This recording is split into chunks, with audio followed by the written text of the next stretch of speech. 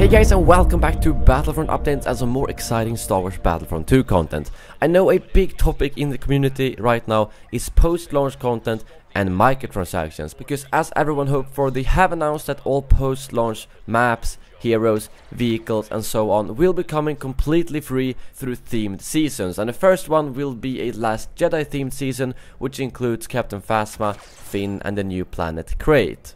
But the important question then is, how will they monetize this game? Because obviously if they don't make any money at all post-launch, they will not be able to support us with new free content. And this is of course gonna be through microtransactions like many games do these days. But how do these microtransactions work then? Well, I think the first thing we can talk about is the star cards quickly. As you guys know, there are star cards to modify your abilities, both on classes, vehicles, heroes and so on. And these star cards exist in 4 different rarities. You can actually see that in the gameplay here that I recorded over at EA Play.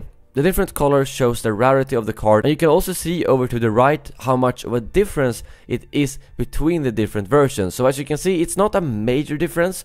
It's definitely gonna help, but if someone has the rarest card versus someone has the most common card, it's not like it's gonna give you a huge advantage and you will easily kill them, which I think is pretty good, because that means it's still worth getting them, but they will not be so OP that it will be annoying if you don't have the best cards. So how do you get these star cards then? Well, they have confirmed that you will be able to get them through loot boxes, but also through in-game quests and challenges. So it seems like there will be multiple ways to get them. And yes, you can buy these loot boxes for real money. However, the design director for the game, Niklas Fegreus, talked to GameSpot about this exact thing and how the plan to handle the microtransactions is. So I thought it was very important to bring this up, because he gives us some very good insight of exactly how this paid content will actually work. First off, he of course confirms again that the main thing is to keep the community together. There will be nothing that you pay for that will lock you away from the community, meaning that there will not be any splitting of the community as in the previous game. But then he says that when you want to progress and get stuff, you can either play the game, and when you play you earn the in-game currency, and with that you can spend towards whatever you want.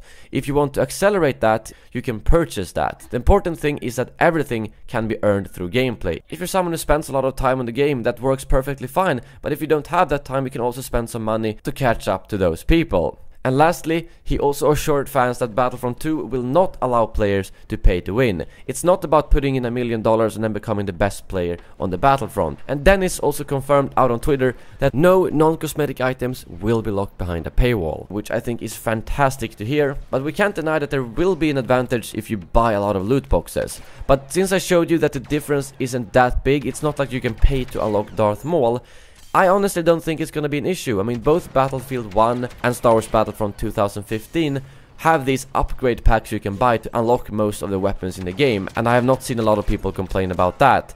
So I think this system is gonna work. I am however gonna be very open until we actually get to see this in action, but if all you can do by spending a lot of money on this game would be to get these better star cards that I showed you in the gameplay, well then I don't think it's gonna be a major difference. I honestly think that someone who would spend $10,000 and get every legendary card would still not be able to dominate someone who has all the common cards, because all that would do is give you slightly lower cooldowns, maybe a little bit more damage and so on. So my guess would honestly be that the time we will notice the potential advantage of paying a lot of money would be just at the launch of the game, because if you do play the game a lot, you will probably get those good cards and you can make sure to get your favorite class and hero prepped up, and then you can match up to anyone else. What paying will do is most likely that you can have more classes and more heroes fully upgraded faster than anyone who just plays the game. So I'm really curious to hear what you guys think about this. I know loot boxes are a very controversial subject, so I'm sure it's going to be quite heated down in the comment section. I think loot boxes in general